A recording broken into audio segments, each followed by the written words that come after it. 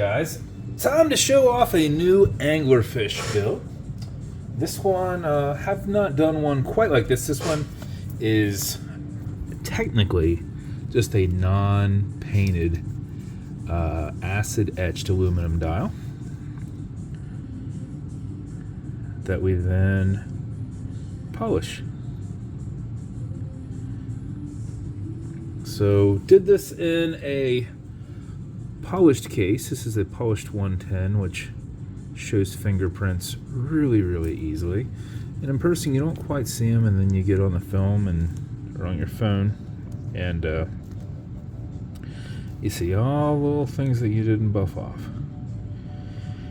So polished 110 case, did a matte finish coin PVD, black PVD. Sorry, that piece of whatever was in there was throwing me off. So black PVD coin, and then we have a stainless steel painted diver insert. And I did that to just kind of, I thought if I do a black handset with the silver second sand, that would look good together. So milled crown, milled and anchor engraved caseback. And then to keep with that same tone, I did one of my my gray tone straps from Mr. Tuan Vu over at HD Straps. Has the black stitching throughout, and then a brushed preview buckle. So kind of the whole build is done up in silver and black. I guess you get that nice touch of gray there too. But bezel insert's pretty thick. You can see it kind of popping out around there. So it does stick up slightly above it, and then all the accents are actually down in. And then when they my guy acid etched the dial, the background is what's kind of lowered, keeping all this raised, which makes it easier to polish.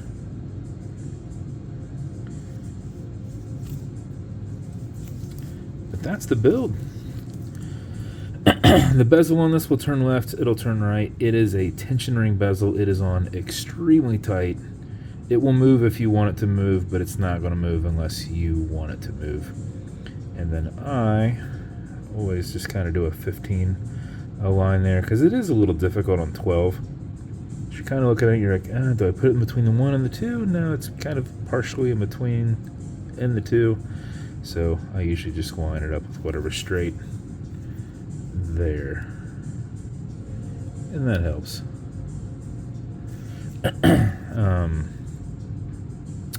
This has an automatic mechanical movement. So you've got a rotor back here, and as you're moving, it's moving and automatically winding your watch. But before you put it on and before you set your time, you want to wind it just a little bit, because if you don't have anything built up in that power reserve and you just put it on your wrist and you're not very active, you could lose time. So what you want to do is back the crown off the threads until you hear it and feel it clicking. You'll see that you got a little bit of play there. You're not on that crown tube, and at that point you can wind. And a wind is a turn away from you, or clockwise as you're looking at it from the side. Back towards you does not do anything, but it is a lot easier to keep your finger spacing and go back and forth. And 4 or 5 seconds of that mixed with the rotor movement will keep your time throughout the day. And if you do it for another 4 or 5 seconds, you will max out your 31-hour power reserve on it. You cannot overwind it, so don't worry about that. It's got a slipping mainspring, so once it has what it needs, it's just deflecting and not actually compressing any tighter. So once you're happy with your wind, you're going to pull it to the one and only click. You can now set your time. You'll notice the second hand's going to keep going. It does not have a hacking movement, so that second hand's going to keep going.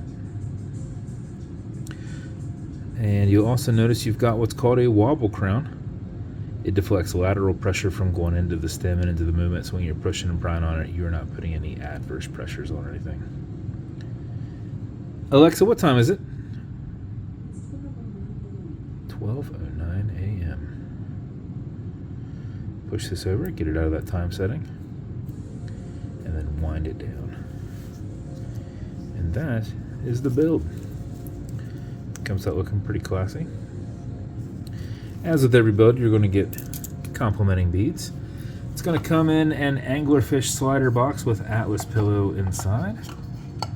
This is a lot easier to put on with two hands than one. It's going to come with a few things. Wash cleaner. This is good on all glass and metal. So everything here in the center. Non-streaking, non-toxic, non-residue, as well as a microfiber. It's also going to come with leather conditioner. You probably won't need it on the suede strap, but if you were to apply it, you'd do it on the backside against that leather. You'd only do that if you feel it's not as pliable, rough, you know, something along those lines. Chances are you won't need it on this one. You might need it on some of your own. Use a rag or something like that. Don't use one of your microfibers, because if you forget and then you are cleaning this with it and some of this is hardened or anything like that on it, you might actually put micro scratches into this polish. So kind of keep that separate. And then lastly, you're going to get some fine scratch remover. This is Novus 2 from Amazon, just repackaged. It is like Polywatch, and that is for your domed acrylic glass. You can scratch it. If you do, you'll put a tiny bit of this on it and you'll buff it out with the other microfiber that's included.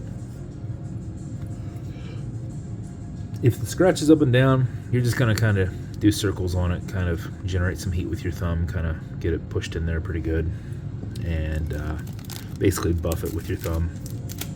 And we'll take that scratch right out. Now, if you scratch your case, that's a little bit different. Best thing to do is get a Cape Cod cloth. Buy one of those little tins off Amazon. Open one up, cut a little tiny square out of there, you know, like maybe 1/2 inch by 1 inch. Use one side, working on the scratch, then flip it over and use the back side, and it will knock that scratch out. But do not just put that right back in your tin. You're going to want to put that in a baggie or something, make sure that it doesn't dry out. I'm assuming if it does, if you added a little bit of water, it'd be fine. I don't personally know if that's what you do. I just always make sure that mine stay, I don't know, not dried out. When they're dried out, they don't seem to work as well. So that's the build. If it's going to go to you, congrats. I hope you like it. It's got a nice mirror pop to it. And then I don't know that I really mentioned it, but this steel insert has a nice brush look to it, like a circular brush. It will also fingerprint a bit too, but it's primarily a brushed finish, so looks fairly nice together. But if this anglerfish is going to you, congrats. I hope you like it. And if you want me to build you something custom and unique, reach out and I'll see what I can do. And if you want to continue to see videos like this, like and subscribe, so I put them up all the time. Thanks, guys.